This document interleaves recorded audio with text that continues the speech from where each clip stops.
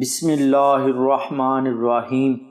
شروع اللہ کے نام سے جو بڑا مہربان نہایت رحم والا ہے۔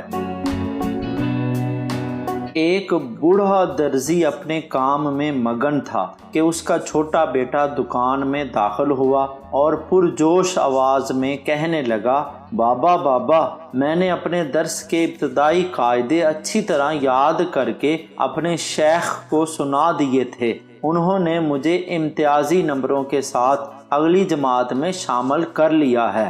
باپ نے خوش ہو کر بیٹے کا ماتھا چوما اور مبارکباد دی۔ تو بیٹا کہنے لگا، بابا، آپ نے وعدہ کیا تھا کہ جب میں یہ قاعدے یاد کر لوں گا تو آپ مجھے زندگی گزارنے کا بہترین گر سکھائیں گے۔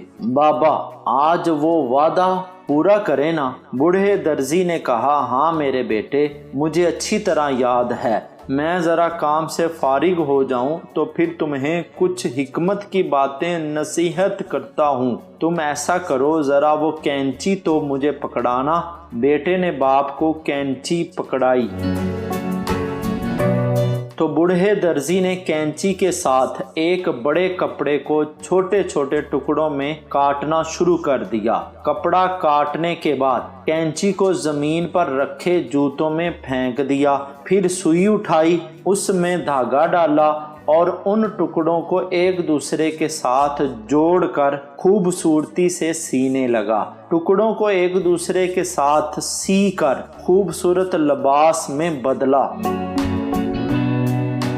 اور سوئی کو سر پر بندھے امامے میں لگا دیا، پھر بچ جانے والے دھاگے کو جیب میں ڈال لیا۔ درزی کا بیٹا حیرانی سے یہ سب دیکھ رہا تھا، اس سے رہا نہ گیا تو پوچھنے لگا، بابا، آج تو آپ نے عجیب کام کیے ہیں جو میں نے پہلے نہیں دیکھے تھے۔ مہنگی کینچی کو زمین پر جوتوں میں اور سستی سوئی کو سر پر امامے میں، ایسا کیوں کیا؟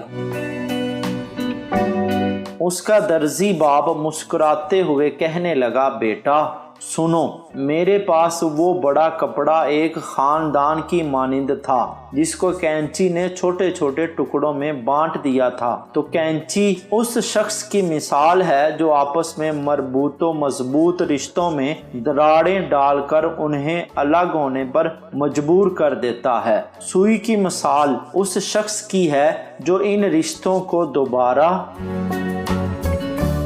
ایک دوسرے کے ساتھ جوڑتا رہتا ہے، اور دھاگے کی مثال ایک مددگار کی ہے جو اگر سوئی میں نہ ہو تو وہ سی نہیں سکتی۔ اب میرے بیٹے، تم نے زندگی بھر اس نصیحت کو یاد رکھنا ہے کہ بظاہر قیمتی دکھائی دینے والے لوگ جو رشتوں کو فرقہ فرقہ کرنے والے ہیں، ان کی جگہ کینچی کی مانند جوتیوں میں ہے، اور ہمیشہ جوڑنے والے لوگ جو سوئی کی طرح بظاہر عام سے کیوں نہ دکھائی دیں، انہیں ہمیشہ عزت و احترام سے سر پر بٹھا کر رکھنا۔ میرے بیٹے، میری آخری نصیحت، تم نے دیکھا کہ میں نے کام نمٹا کر دھاگے کو جیب میں رکھ لیا تھا۔ اس سے مراد ہمیشہ اس بات کا خیال رکھنا کہ جب بھی کوئی کام کرنے کا ارادہ ہو تو آس پاس اپنے مددگار مخلص دوست ضرور رکھنا۔